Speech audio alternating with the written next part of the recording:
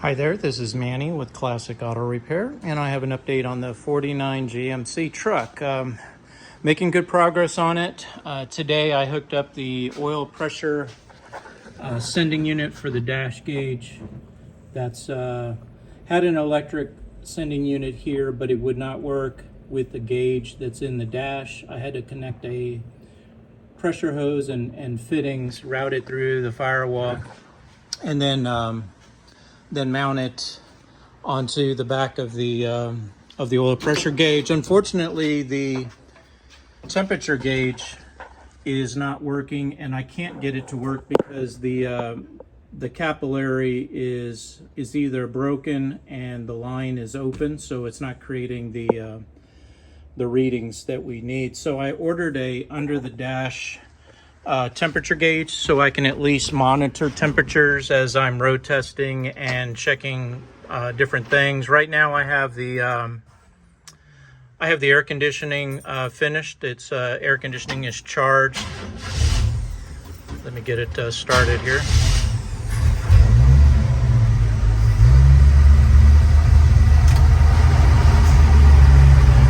So we're getting nice cold air out of the truck. We got good oil pressure.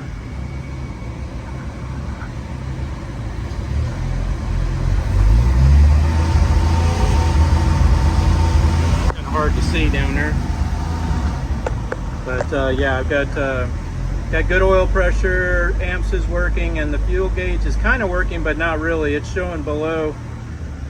It's showing empty, and I'm probably pretty sure it's an empty tank, but I'll keep working on those things.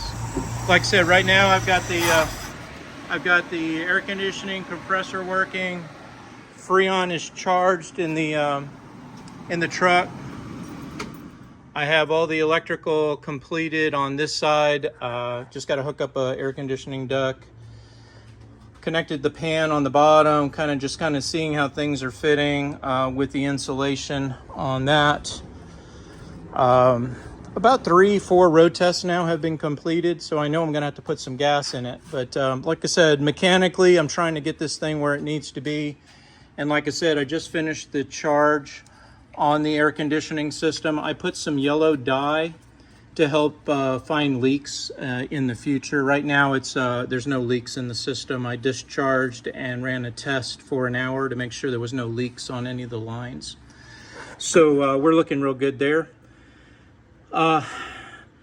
Let's see if there was any. Oh, the transmission fluid was pretty low. I think it's got a leak on the bottom of the pan or somewhere on it, and I noticed a couple of little drips on it. I'm going to check it out the next time I have it on the lift, and I'll report back to you on that. Got the electric fan working on the front. Down in there, you can kind of see it. I've got it functioning. It wasn't working. And I've got to tighten up the compressor belt.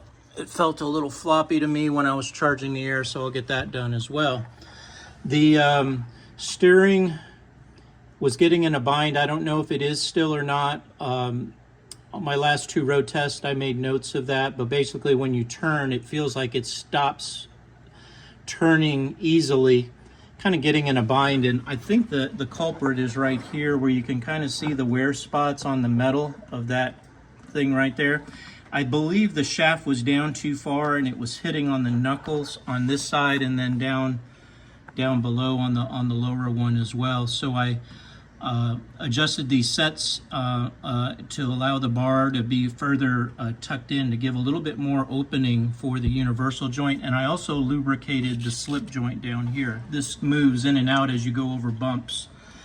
So I'm going to check that out, see if it helps with that feel I had in the steering wheel. Accelerated gas pedal's working great. Have no issues with that, so I'm happy with that installation.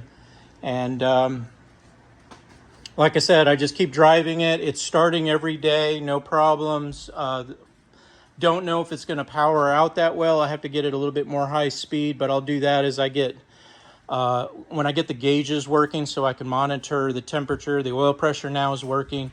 I need to be able to check those while I'm driving it, and the best way to do that is get those gauges connected. So that's my priority next. I've got the stereos working. I went through the electrical check. I got to tighten up the steering wheel. It's loose.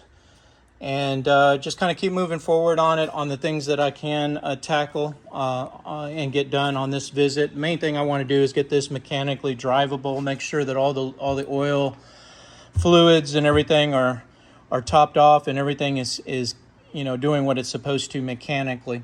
So this is, like I said, an update from Classic Auto Repair. I hope you enjoyed watching, and I'll report back soon. Have a great day.